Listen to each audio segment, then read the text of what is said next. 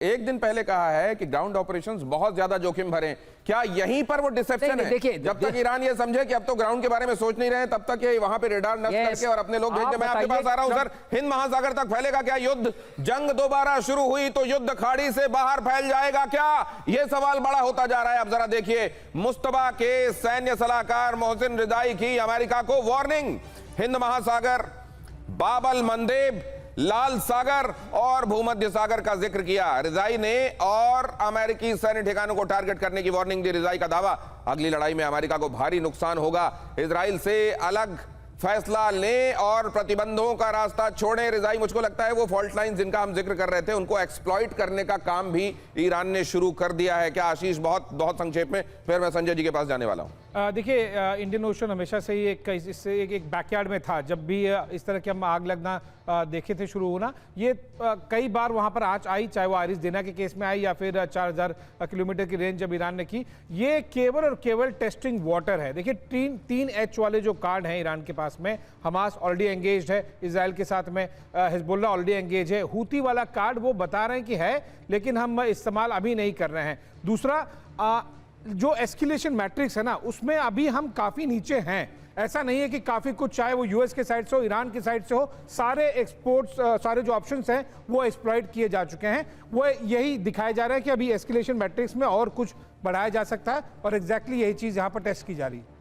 Escalation अभी बहुत आगे बाकी है। मतलब वो लोग जो ये समझ रहे हैं कि ये तो अपने पीक में चल रहा है, ऐसा नहीं है। इस युद्ध में अभी बहुत सारा एस्केलेशन लैडर, मतलब अभी चीजों के और उफान की तरफ जाने के लिए बड़ा रास्ता बाकी है। ये आशीष का ऑब्जर्वेशन है। लेकिन यहां देखें, ईरानी एक्शन के बीच में ट्रंप का एक बड़ा दावा सामने आया है। ईरान के पास सिर्फ 22% मिसाइल भंडार बचा हुआ है। ऐसा लगता है कई बार प्रवक्ता हो जाते हैं वो।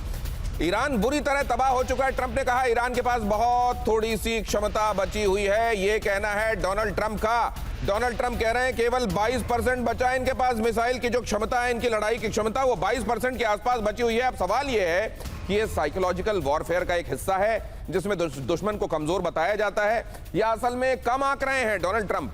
और डोनाल्ड ट्रंप ने शुरू में भी कम आंका था, जब फरवरी में 28 फरवरी को उन्होंने इस युद्ध की शुरुआत की, और आज भी वो कम आंक रहे हैं। और यही कम आंकना अमेरिका के लिए गले की हड्डी बना था और आगे भी बन जाएगा। जरा देखिए ट्रंप के दावे में कितना दम, बहुत जल्दी से देखिए वो क्या कह रहे हैं। उनके हिसाब से 22%, उनके पास कुछ मिसाइलें हैं, कुछ ड्रोन हैं, प्रतिशत में कहूं तो 21 से 22% ही उनके पास मिसाइलें बची हुई हैं। एक तो उनके बयान में ये जो एक कैजुअल होने का छौंका है वो यहां पर भी दिखाई दे रहा है। 21-22% के आसपास है अगर फिगर के हिसाब से कहूं। ईरान की सेना पूरी तरह तबाह हो चुकी है, थोड़ी बहुत क्षमता ही बाकी रह गई है। ये एक बड़ी महाशक्ति, जिस तरीके से एक हाथी की चींटी से लड़ाई हो, तो चींटी के बारे में बात करते हुए जो कैजुअल अप्रोच होनी चाहिए वो जानबूझकर रखी जा रही है। यही वो लापरवाही है जो इस समय अमेरिका को ऑफ रैंप ढूंढे नहीं मिल रहा है, भागने में जमीन कम पड़ने वाली हालत है। अब जरा देखिए, ईरान के पास 70% स्टॉक मौजूद है। यूएस इंटेलिजेंस की रिपोर्ट ने कुछ दिनों पहले बताया था।